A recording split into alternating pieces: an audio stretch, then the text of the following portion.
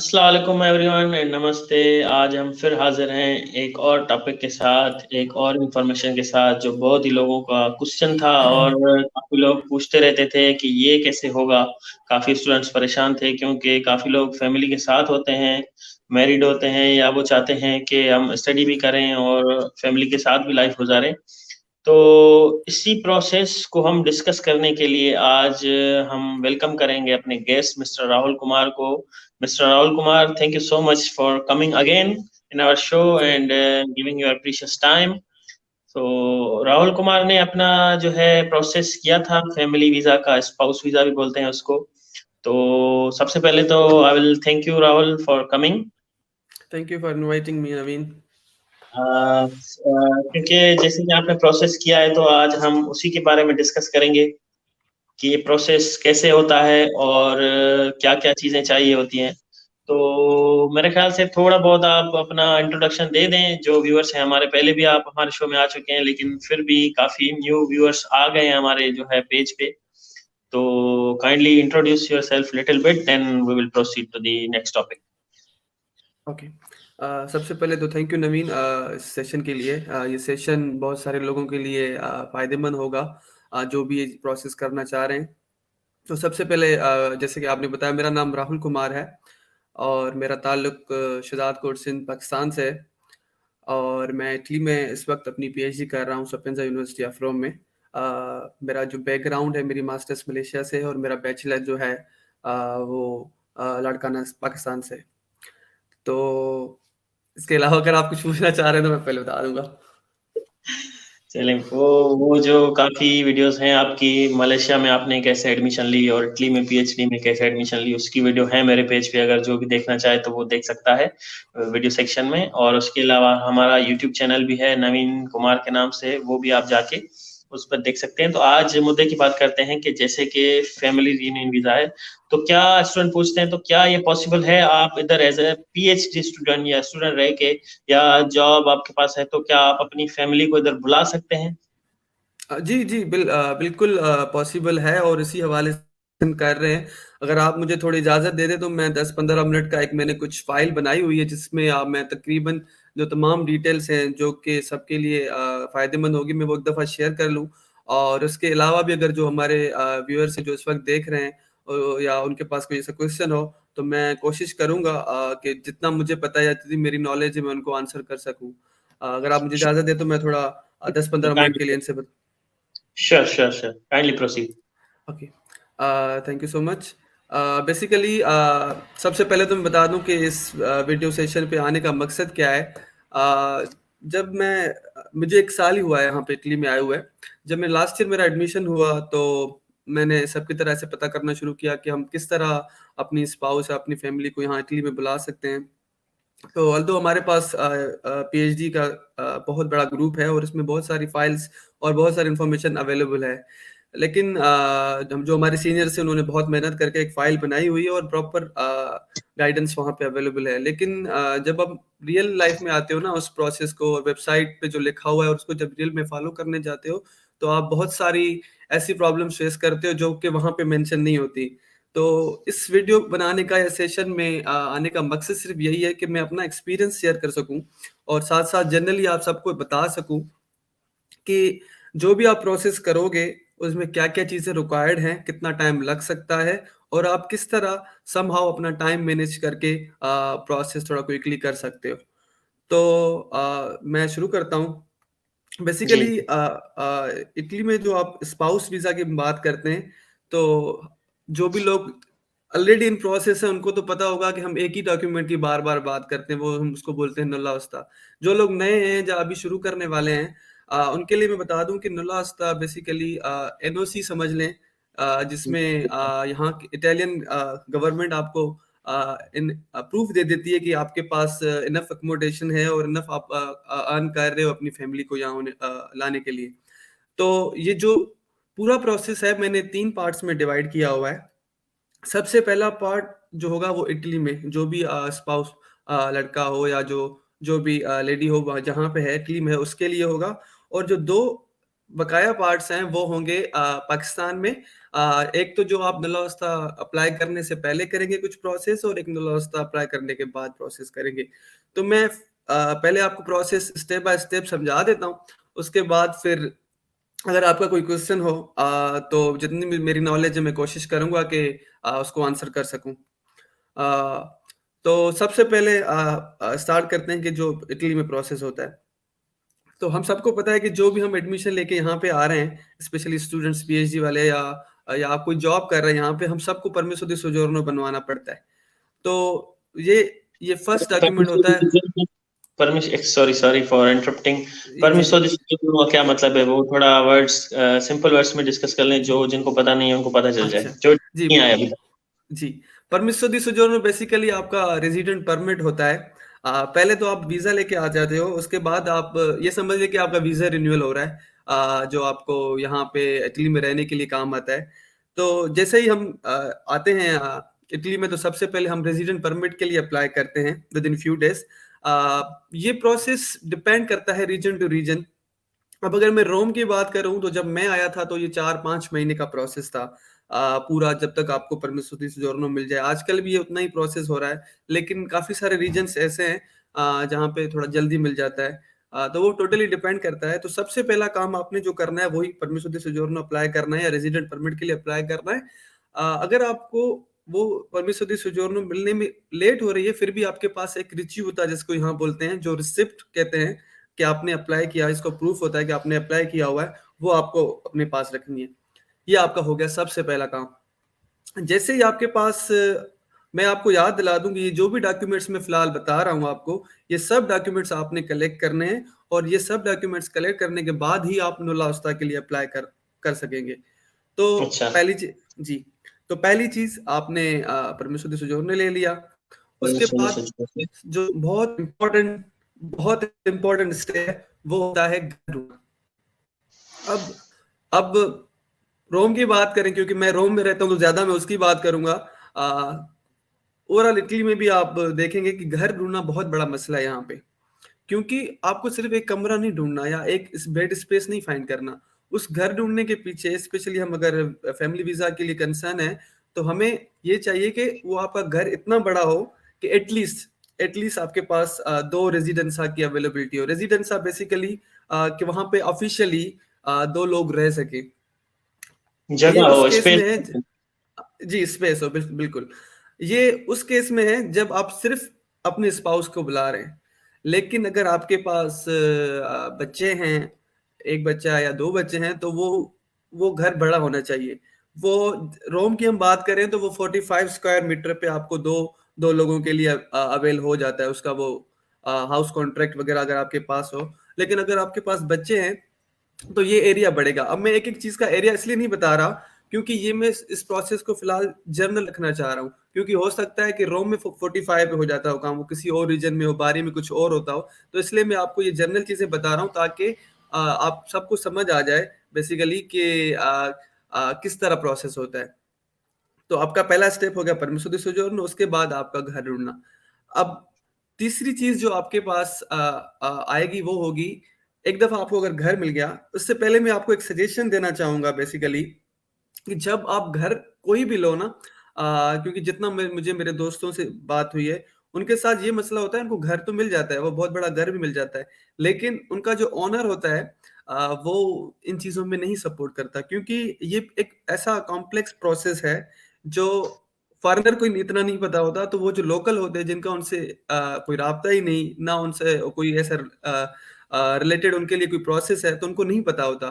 तो most of the times owner क्या करते हैं, आपको सपोर्ट नहीं करते। वो आपको कहते हैं कि हम सिर्फ आपको कॉन्ट्रैक्ट वगैरह दे देंगे, लेकिन उसके अलावा हम आपसे कोई भी राब्ता नहीं रखेंगे या कोई आपके लिए सिग्नेचर नहीं करेंगे।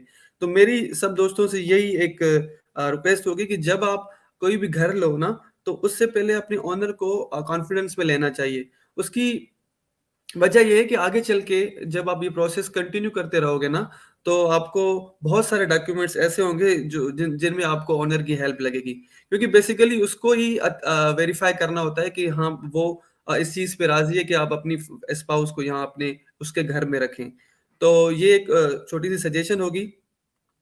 तीसरी चीज़ जो बहुत ज़्यादा इम्पोर्टेंट है, वो होती है एलोजिटिवा अडोंटिटा। वो बेसिकली अगर हम इंग्लिश में बात करें तो हाउस सूटेबिलिटी जिसको बोलते हैं। ये एक सर्टिफिकेट होता है जो आपके कम्यूने, बेसिकली म्यूनिसिपैलिटी जिसको हम पाकिस्तान में बोलते हैं, उनसे बनता है। इसके लिए जो बेसिक डॉक्यूमेंट्स आपको रिक्वायर्ड होंगे, वो होगा एक तो आपके घर का कॉन्ट्रैक्ट, और आपका आइडेंटिटी डॉक्यूमेंट। अगर आपके पास परमिशो दी सोजोर्नो आ गए तो वो तो जाहिर सी बात है वो काम आएगा। अगर उसकी रिसिप्ट है और आपके पास पासपोर्ट वगैरह भी है तो आप अपने कम्युने जाके उनसे रिक्वेस्ट कर सकते हैं। मोस्ट ऑफ द टाइम वो मान लेते हैं, क्योंकि इटली में ये है कि जो आपका रिसीव होता है वो जब तक आपको परमिशो दी सोजोर्नो या रेजिडेंट परमिट नहीं मिलता, वो उसके इक्विवेलेंट होता है और काफ़ी सारी चीज़ों में वही काम आ जाता है। तो जैसे तीसरे स्टेप में बता रहा था कि हाउस सूटेबिलिटी के लिए अप्लाई करना है, वो आपके कम्युने की तरफ आप अप्लाई करेंगे। उसमें आपको सबसे पहले घर का मैप चाहिए होगा। अब जिस भी ओनर से आप घर ले रहे हो, मोस्टली सब ओनर्स के पास वो घर का मैप होता है, क्योंकि यहाँ पे कॉमन प्रैक्टिस है, वो डॉक्यूमेंट सारे उनके पास होते हैं। उसके अलावा एक रोम में अगर हम बात करें तो एक फॉर्म होता है ऑनलाइन, आप वो फॉर्म फिल करके अपने हाउस ओनर का कार्ता या बेसिकली आइडेंटिटी डॉक्यूमेंट, कार्ता प्लस दिया। कार्ता दी आइडेंटिटी, जी बिल्कुल।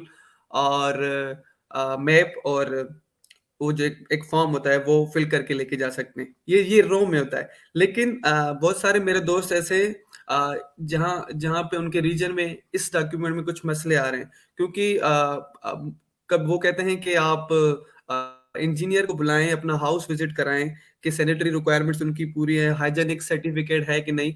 अब ये चीजें टोटली आपके जो एरिया है या जो भी रीजन है उस पर डिपेंड करती है। मैं अगर रोम रोम की बात करूं या मैं अपनी अगर बात करूं बेसिकली, तो रोम में तो आपका आप ये जो मैं डॉक्यूमेंट बताया कि एक ऑनलाइन फॉर्म होता है, आपका परमिशो होना चाहिए, आपका पासपोर्ट वगैरह और घर का मैप।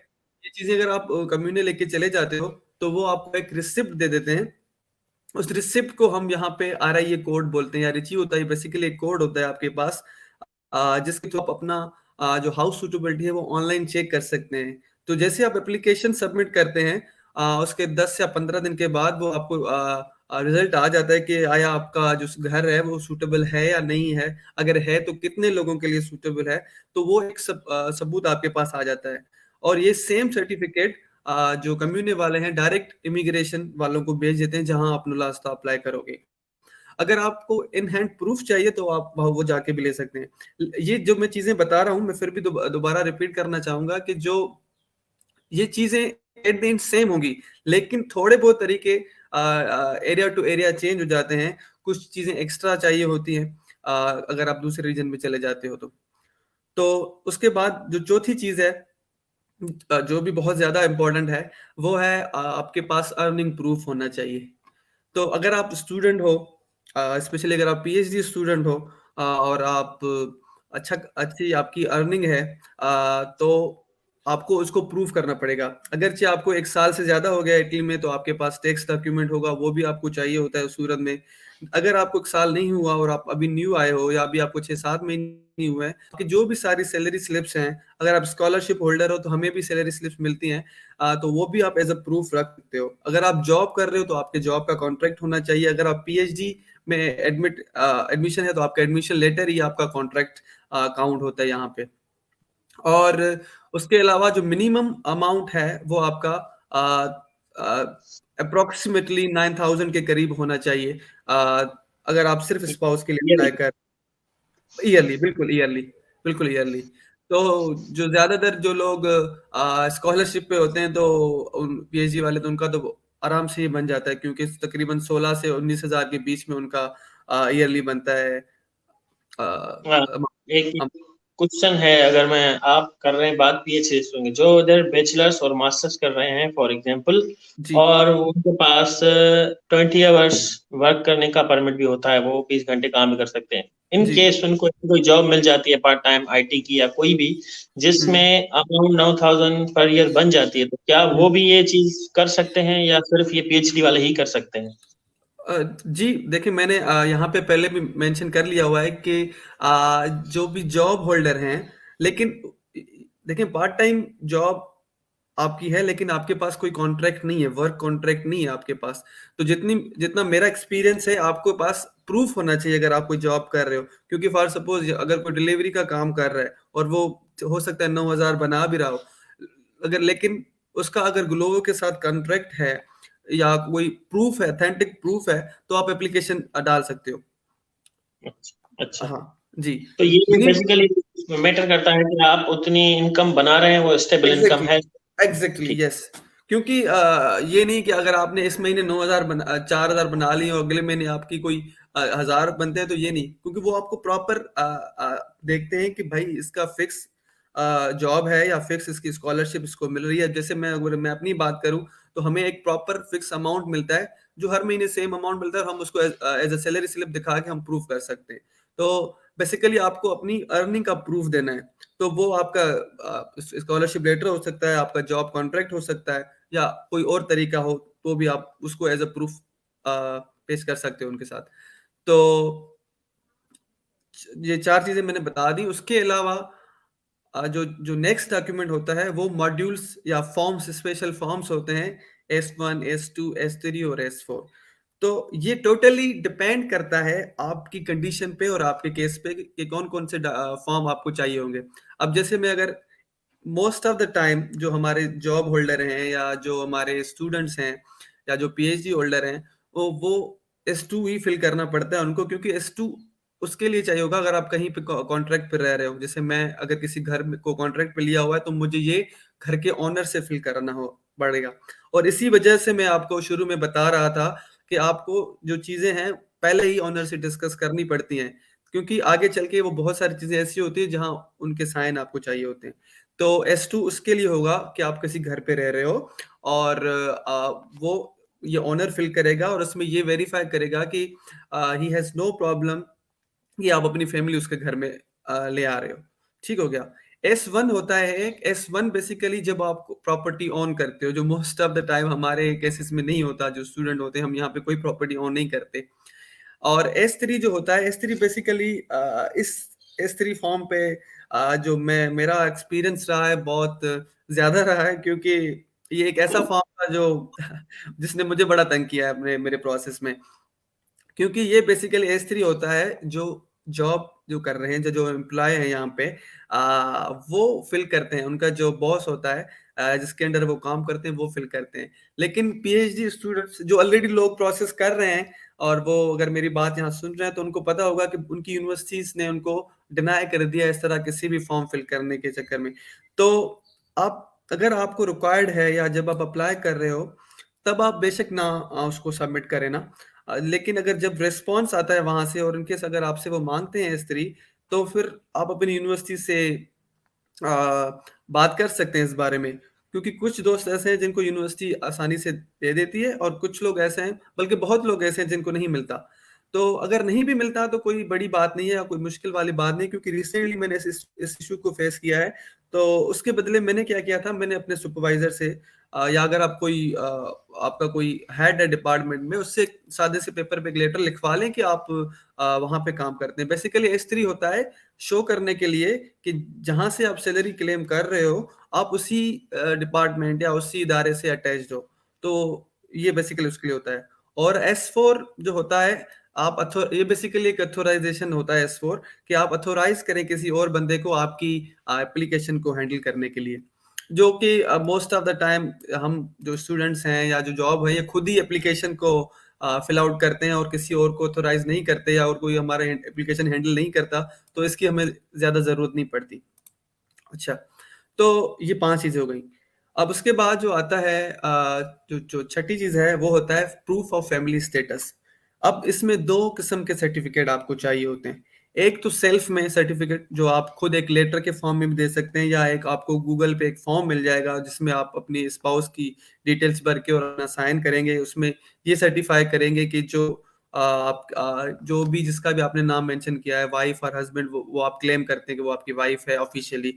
ठीक हो गया। मेरे केस में मैंने कोई ऑफिशियल फॉर्म नहीं या कोई डाउनलोड किया था। मैंने एक सादा एप्लीकेशन लिखी थी जिसमें मैंने क्लेम कर दिया था कि फिला बंदी या कोई वो मेरे स्पाउस में है। ठीक हो गया। उसके बाद एक proof of family status official भी होता है। आप जहाँ पे जिस भी कम्युनिटी में रह रहे हो, जहाँ पे आप रजिस्टर्ड हो, तो वहाँ पे भी आप ये चीज़ उनसे ले सकते हो बेसिकली। जब मैंने यहाँ रोम की बात करूँ, हमारा ऑनलाइन सिस्टम होता है, हम खुद ही डाउनलोड कर सकते हैं यहाँ पे। बहुत सारे कम्युनिटी में ऐसा ही होगा, जितना मुझे पता है। आप ऑनलाइन डाउनलोड कर सकते हैं कि आप इस घर पे और आपकी फैमिली इस घर पे रजिस्टर्ड है। ठीक हो गया? हाँ, अगर इन केस आपका ऑनलाइन स्टेटस मैरिड नहीं है, तो उस केस में आपको कम्युनिटी जाना पड़ेगा। क्योंकि जब मैं यहाँ आया था तो मैंने इनिशियली जब भी मैंने अपना रिकॉर्ड लिखा था, जब लाइक परमिशन का फॉर्म भरा या कोई और भी रिकॉर्ड भरा, हमेशा मैंने मेंशन कर दिया था कि आई एम मैरिड। तो आपको अगर आपने गलती से सिंगल लिख दिया हो या कुछ आपका रिकॉर्ड अपडेटेड नहीं है, तो फिर आपको कम्युनिटी जाना पड़ेगा। और इसके साथ साथ जब आप सेल्फ सर्टिफिकेशन डाल रहे हो, उसमें अपलोड करोगे, तो आप अपनी पाकिस्तानी जो एमआरसी, जो मैरिज रजिस्ट्रेशन सर्टिफिकेट, और एफआरसी जो फैमिली रजिस्ट्रेशन सर्टिफिकेट है, वो भी साथ साथ एज अ प्रूफ अटैच कर सकते हो। लेकिन इस डॉक्यूमेंट पे जो है वो इतना ज्यादा वो आपको तंग नहीं करते, क्योंकि बेसिकली आपका जो एमआरसी और एफआरसी होता है वही वो मान लेते हैं। ठीक हो गया? और उसके उसके साथ जो अगला डॉक्यूमेंट मैं बता रहा हूँ, वो होगा स्पाउस का पासपोर्ट, क्योंकि उसकी डेटा भी आपको फॉर्म में डालनी पड़ेगी, तो वो भी सबसे ज्यादा इंपॉर्टेंट चीज है। अच्छा, और उसके अलावा एक एक और फॉर्म होता है, जिसमें जो होता है कि proof of relationship, if any one of your family member is already living with you in the same house. मतलब अगर कोई और फैमिली मेंबर जो आपकी ट्री से है और वो आपके साथ रह रहा है या पहले ही आपके साथ आ गया हो, तो आपको वो भी मेंशन करना पड़ता है उस चीज में कि हाँ भाई फला बंदा मेरे साथ रह रहा है और ये मेरी फैमिली में। ठीक हो गया? और उसके अलावा अगर कोई नहीं रह रहा, तो आप वो लेटर लिख देंगे और उस लेटर में मेंशन कर देंगे कि भाई मैं अकेला रह रहा हूँ या मेरा कोई भी फैमिली मेंबर इस घर में नहीं है। ठीक हो गया? तो ये जो है, ये 7-8 चीजें मैंने बताई हैं। और आ, जो आप फॉर्म भरेंगे ना, इनके अलावा चीजें नहीं जाएंगी। अगर एक आधा डॉक्यूमेंट एक्स्ट्रा जो मेरे साथ हो सकता है रह भी गया हो, तो जो आपके पास ऑलरेडी मौजूद है वो उसी में से बन जाएगा और आसानी से आप काम कर सकेंगे। कुछ लोग ऐसे कहते हैं कि कारता होना जरूरी है या रेजिडेंसा होना जरूरी है। तो ये मैं आपको जब लास्ट में ये प्रोसेस कंप्लीट करूंगा तो कुछ टिप्स दूंगा या कुछ सजेशंस, बेसिकली टिप्स तो मैं नहीं बोल सकता उसको, जो जो आपके प्रोसेस को थोड़ा जल्दी करने में आपको हेल्प करेगी। क्योंकि जैसे ही आपको कॉन्ट्रैक्ट, जैसे मैंने बात करा था कि आपको कॉन्ट्रैक्ट मिल जाए घर का, तो आप रेजिडेंसा के लिए अप्लाई कर दो। क्योंकि ये प्रोसेस आपको 2-3 चीजें साथ साथ चलानी पड़ेगी, वरना अगर आप एक स्टेप बाय स्टेप जाओगे तो फिर आपको 2 साल भी लग जाएंगे इस प्रोसेस में, क्योंकि यहाँ पे इतना जल्दी रिस्पॉन्स नहीं मिलता किसी भी चीज का। तो ये जी, जब मैं प्रोसेस ये आपको बता के कंप्लीट करूंगा, तो कुछ सजेशंस मैं दूंगा जो नवीन भाई भी उस चीज से एग्री करेंगे, क्योंकि वो भी 3-4 साल से टीम है, उनको भी सारे इदारों का पता है कि यहाँ पे किस तरह रिस्पॉन्स होता है। हाँ, और इसके अलावा जब ये लास्ट में मैं आपको लिंक वगैरह प्रोवाइड कर दूंगा कि आप कहाँ पे अप्लाई कर सकते हो, और लिस्ट ऑफ डॉक्यूमेंट्स भी मैं आपको दे दूंगा, क्योंकि इस वक्त आप वो देख नहीं सकते, वो मेरे स्क्रीन पे है। तो फिलहाल आप सुन सुन सकते हैं, तो मैं सिर्फ वही बता रहा हूँ। तो शेयर कर दूंगा अपने पेज पे। अगर आप मेरे साथ वो डॉक्यूमेंट शेयर करेंगे तो हम उसकी लिंक या वो कुछ ऐसी शेयर कर देंगे, जैसे जिसको चाहिए तो वो उसको प्रोवाइड हो जाए। ठीक है, हम एक ड्राइव में डाल देंगे, और जो भी इसके साथ मैं बता रहा हूँ, जो भी चीजें वो ऑटोमेटिकली उनके पास चली जाएंगी। जब आप ये वीडियो शेयर करें तो आप उसके ऊपर रख दीजिएगा। ठीक हो या गया? फिर वेबसाइट भी है लाइफ एज ए स्टूडेंट के नाम से, वो भी ब्लॉग है मेरा, तो या फिर हम उधर पब्लिश कर देंगे, उसकी लिंक दे देंगे, वहां पे जाके उनको मिल जाएगा। जी, ठीक हो गया, बेहतरीन हो गया। तो इसी के साथ बेसिकली ये हमारा जो है इटली का प्रोसेस खत्म होता है। अगर आपके पास ये सारे डॉक्यूमेंट्स आ जाते हैं, तो एक ऑनलाइन प्लेटफॉर्म है उनका, आप वहां पे जाके सिंपल सी डिटेल्स अपनी भरते हो, आप अपनी डिटेल्स भरते हो, अपने स्पाउस की डिटेल्स भरते हो, ये सारे डॉक्यूमेंट्स आप अपलोड करते हो। तो ये आपका इटली का प्रोसेस हो गया, आपने लॉस तक के लिए अप्लाई कर दिया, इस अब तक जो भी मैंने प्रोसेस बताया। अब हम दूसरे प्रोसेस की तरफ जाते हैं। जो दूसरा प्रोसेस है, बेसिकली 2 पार्ट में मैंने डिसाइड किया है, वो पाकिस्तान में होगा। वो आप खुद भी कर कर सकते हैं, और अगर आपका स्पाउस करना चाहे तो वो भी कर सकते हैं। तो बेसिकली एक होगा बिफोर ऑब्टेनिंग नुला उस्ता, जब आपने नुला उस्ता अप्लाई नहीं किया, या जब आप इवन इटली भी नहीं आया, वो प्रोसेस करके आ सकते हो, ताकि आपका बाद में टाइम बच जाए। उसमें क्या आता है, आपके स्पाउस का CNIC होना चाहिए, करें कि आप अगर वाइफ के लिए अप्लाई कर, उस पे एनआईसी पे उसके अपडेट करा दें, उसके हस्बैंड का नाम थोड़ा आसान रहता है बाद में, ठीक हो गया। उनका पासपोर्ट होना चाहिए ऑलरेडी, क्योंकि बहुत सारे लोग जब आते हैं, क्योंकि पाकिस्तान में हम इतना कॉमन नहीं है कि हर कोई पासपोर्ट बना ले, तो उनका ऑलरेडी आप पासपोर्ट बनवा के आ जाएं, तो ज़्यादा बाद में आपको थोड़ा आसानी होती है। और उसका एमआरसी और एफआरसी और निकाहनामा, ये तीनों चीज़ें आपके पास अवेलेबल होनी चाहिए। अगर आप नॉन मुस्लिम हैं तो निकाहनामा नहीं चाहिए होता। नॉन मुस्लिम के लिए ये होता है कि हमारे अभी इतना हम पाकिस्तान में इतना कानून स्ट्रिक्ट नहीं हुआ कि कोई सर्टिफिकेट जिस निकाहनामा की तरह दे दें। तो उन केस में कुछ एरियाज हमारे पाकिस्तान में ऐसे हैं हिंदुओं के लिए या नॉन मुस्लिम्स के लिए कोई एक्स्ट्रा सर्टिफिकेट देते हैं, कुछ में नहीं देते। तो अगर आपके पास कोई एक्स्ट्रा सर्टिफिकेट है तो आप जमा करा दें, नहीं है तो नॉन मुस्लिम के लिए इतना बड़ा मसला नहीं है अगर निकाहनामा नहीं है। बाकी ये जो 4 डॉक्यूमेंट्स बताए, उसके बाद फिर बर्थ सर्टिफिकेट। अगर आप आपके स्पाउस का बर्थ सर्टिफिकेट और अपना बर्थ सर्टिफिकेट आप निकलवा लें, ठीक हो गया। और ये जो अगर आपके पास कोई बच्चे हैं या चिल्ड्रन हैं तो उनके भी बर्थ सर्टिफिकेट्स आप ऑलरेडी अपने पास रख लें। और ये जो भी मैंने 5-6 डॉक्यूमेंट्स बताए हैं, आपने सबसे पहले क्या करना है, वो 6 डॉक्यूमेंट्स आपने MOFA ministry of foreign affairs से अटैच कराने हैं, और उसके बाद फिर ट्रांसलेट कराने हैं इंग्लिश और इटालियन में। अगर आपके डॉक्यूमेंट्स उर्दू में हैं तो भी आप इंग्लिश में ट्रांसलेट करा के फिर उसको इटालियन में ट्रांसलेट करा के अपने पास रख लें। इससे क्या होगा कि जब आपका इटालियन में प्रोसेस हो जाएगा ना, तो आपके पास आसानी होगी, आपके पास डॉक्यूमेंट्स अवेलेबल होंगे और आप फौरन आप दूसरे प्रोसेस की तरफ मूव कर सकते हैं। ठीक हो गया। तो इटालियन में डॉक्यूमेंट ट्रांसलेट करना लाजमी है, इंग्लिश में नहीं चलेंगे? दोनों दोनों होने चाहिए, इंग्लिश अच्छा। में भी और इटालियन में भी। इटालियन में भी ट्रांसलेट होने चाहिए, इटालियन में तो बेशक लाजमी है, और इंग्लिश में भी, क्योंकि उर्दू के डॉक्यूमेंट्स अभी आपको इंग्लिश में कराने पड़ेंगे, क्योंकि ऑलरेडी जो चीजें होती है नादरा की, वो सारी इंग्लिश में ही होती हैं। लेकिन कभी कभी कुछ ऐसे सर्टिफिकेट्स होते हैं, जैसे पुराना कोई बर्थ सर्टिफिकेट हो गया या निकाहनामा, मोस्टली जो हमारे दोस्त हैं उनका उर्दू में होता है, वो इंग्लिश में ट्रांसलेट कराना जरूरी है। अच्छा ठीक हो अच्छा। गया। अब आते हैं, जब आपको नुल्ला वास्ता मिल जाए, जैसे ही आपको यहाँ पे नुल्ला वास्ता मिल जाता है, आपको पहला काम करना है अपने ओरिजिनल नुल्ला वास्ता अपने जो भी स्पाउस है उनको पाकिस्तान भेज देना है। ठीक हो गया। तो जैसे उनको बोल देना है कि अब आपने लीगलाइजेशन की अपॉइंटमेंट लेनी है। अगर आप कराची से हो तो कराची वाले थोड़े लकी हैं इस मामले में, अब तक, आगे का पता नहीं, अब तक इस मामले में लकी है कि उन्हें अपॉइंटमेंट लेने की जरूरत नहीं पड़ती, वहां पे वॉक इन है, आप जाके जमा करा सकते हो। लेकिन अगर आप इस्लामाबाद से हो तो थोड़ा आपको अपॉइंटमेंट के लिए वेट करना पड़ेगा। तो जैसे ही आपको लीगलाइजेशन की अपॉइंटमेंट एम्बेसी वाले दे देते हैं, तो आपने ये सारे डॉक्यूमेंट्स अलोंग विथ योर नुला उस्ता लेके जमा करा देने हैं। तो वो एक आधा 1.5 महीने में वो आपको रिस्पॉन्स आ जाता है कि आपके डॉक्यूमेंट्स लीगलाइज होके आ गए हैं। और उसके बाद फिर जैसे आप डॉक्यूमेंट्स जमा करा वापस लेते हैं, तो फौरन ही आपको वीज़ा की अपॉइंटमेंट मिल जाती है। और और फिर आपको वीज़ा जमा करा के उनका वीज़ा के अप्रूवल के लिए इंतज़ार करना है, और फिर आप अपने उस पास के साथ भी आ सकते हो।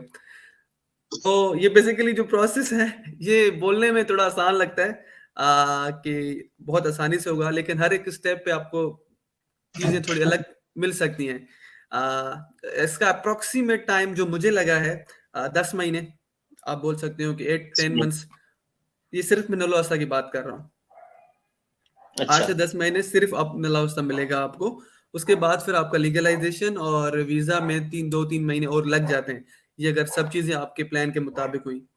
लेकिन ये टाइम कम और ज्यादा भी हो सकता है आपके रीजन के हिसाब से, क्योंकि मैं कुछ दोस्तों को जानता हूँ जिनको 1-1.5 महीने में भी नलवास्ता मिल गया है।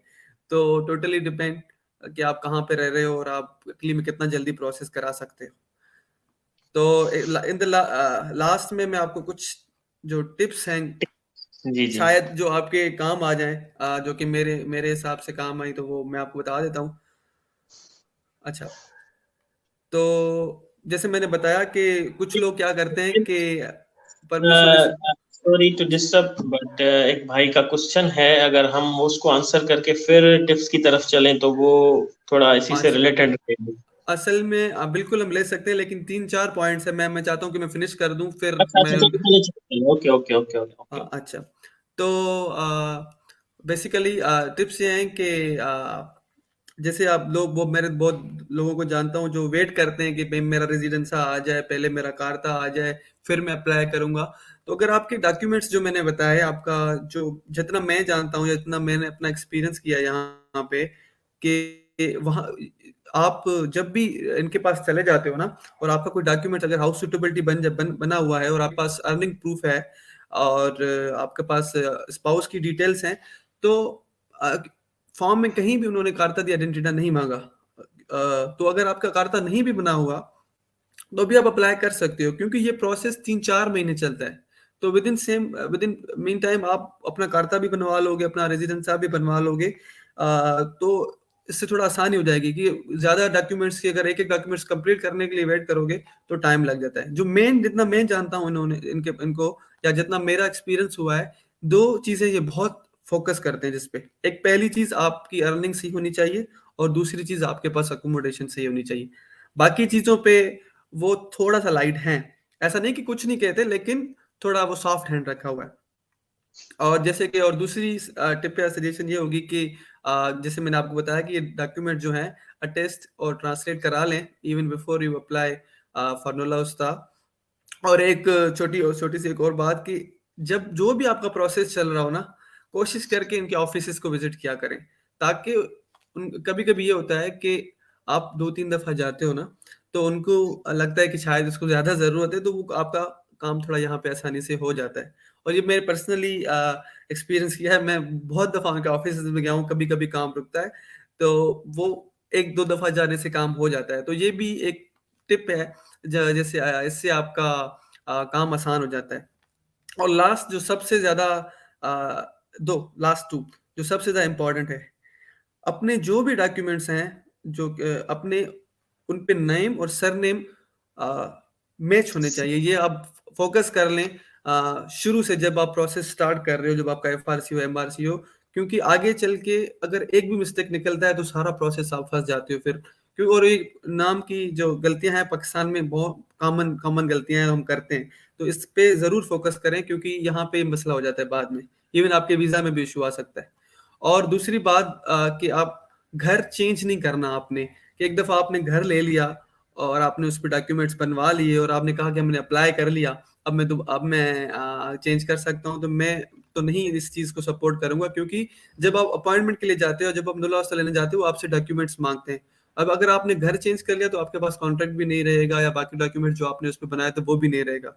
तो मेरी सजेशन ये होगी कि आप घर चेंज ना करें। एक दफा आप जो भी घर ले लो, आप उसी पे अपना प्रोसेस कंप्लीट करके, कि आपकी जब तक वाइफ या जब आपके हस्बैंड जब जब तक यहाँ नहीं आते, आप तब तक उस चीज को चेंज ना करें।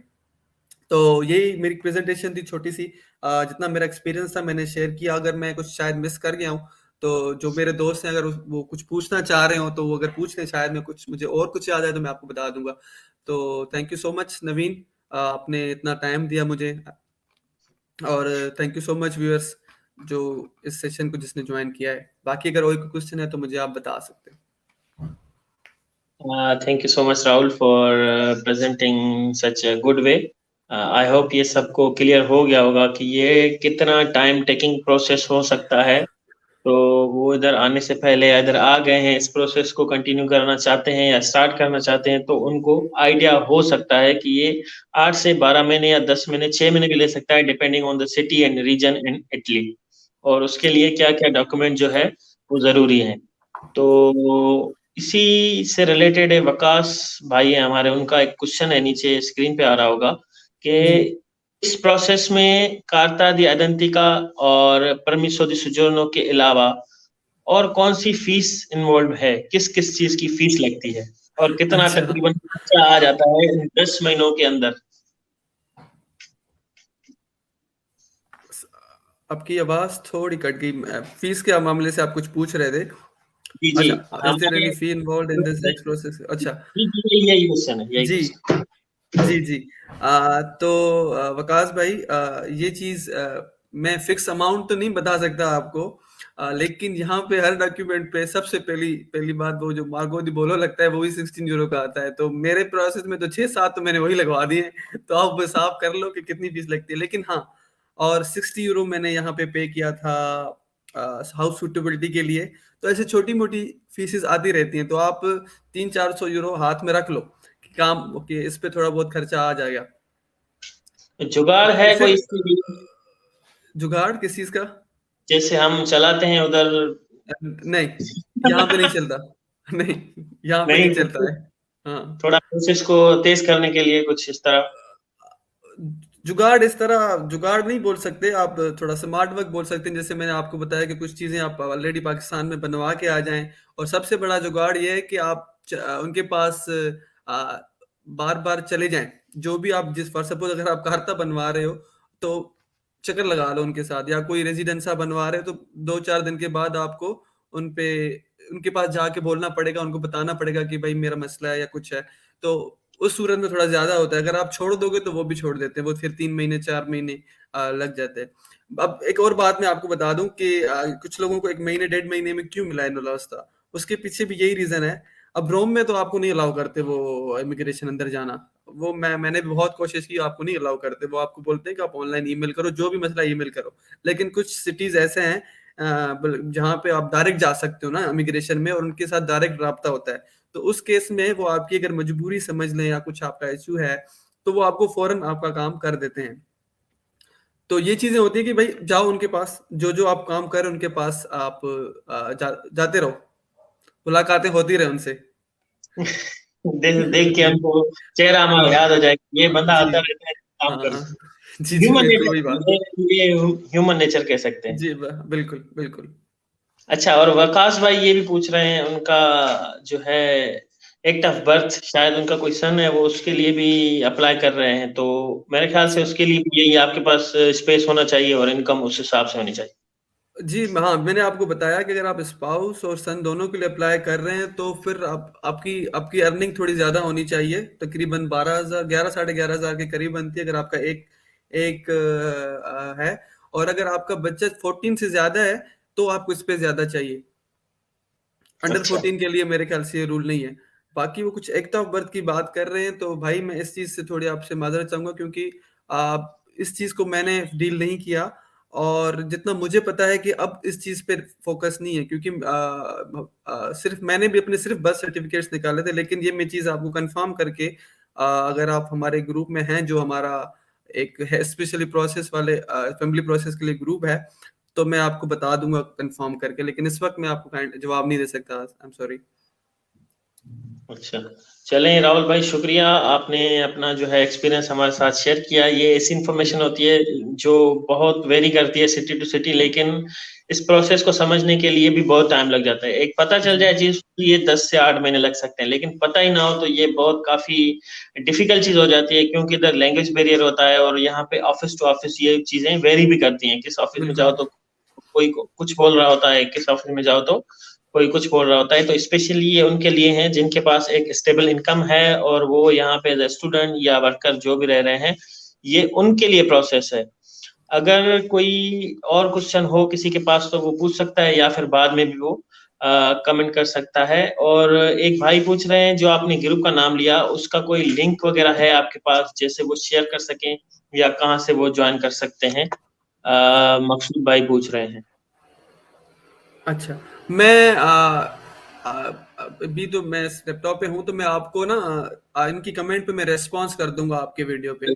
चले कोई चले, मसला। मकसूद भाई आपको ये कमेंट कर देंगे राहुल भाई। और thank you so much Rahul for coming in our show. फिर भी अगर आपके पास कोई ऐसा अपडेट हो या कोई ऐसी इंफॉर्मेशन हो तो काइंडली शेयर करते रहिएगा। और मैनी थैंक्स। बस इतना कहना चाहूंगा लास्ट में कि ये जो प्रोसेस है और ये जो सेशन करने का यही मकसद था कि बहुत सारे लोग मैंने देखे हैं इंक्लूडिंग मी, जब मैं नया आया था तो आपको डिप्रेस कर देता है ये प्रोसेस, क्योंकि ये इतना लंबा प्रोसेस है। और आप ऐसे एक तो आप न्यू कंट्री में आते हो, आपको लैंग्वेज इश्यू जैसे आपने मेंशन किया, बहुत सारे इश्यूज होते हैं, और आप ये सुन के ही ऐसे परेशान हो जाते हो। तो हिम्मत रखें, कोई बड़ा मसला नहीं है। अगर आप स्लोली स्लोली जाएंगे तो सब चीजें आसानी से हो जाती हैं। हाँ, थोड़ा टाइम टेकिंग है क्योंकि सिस्टम थोड़ा स्लो है। बाकी तो चीजें इतनी मुश्किल नहीं है। तो बस ये हिम्मत रखने के थोड़ा टाइम लगेगा। That's it. Thank you so much Naveen, thank you so much. Thank you. और व्यूअर्स को मैं ये कहना चाहूंगा, काइंडली जो है ये वीडियो मैं इस पेज पे भी पोस्ट करूंगा जिसका नाम है नवीन कुमार। काइंडली ये वीडियो आप अपने ग्रुप्स में शेयर करते रहें, जहाँ पे स्टूडेंट है पाकिस्तान से या किसी भी कंट्री से, इटली में है, उनको ये प्रोसेस करना है, तो उनके लिए ये वीडियो हेल्पफुल होगी। और एक यूट्यूब चैनल भी है हमारा नवीन तलरेजा के नाम से, उसकी भी मैंने लिंक जो है कमेंट में पेस्ट कर दी है इसी वीडियो में, तो उस पे भी ये वीडियो मैं अपलोड कर दूंगा।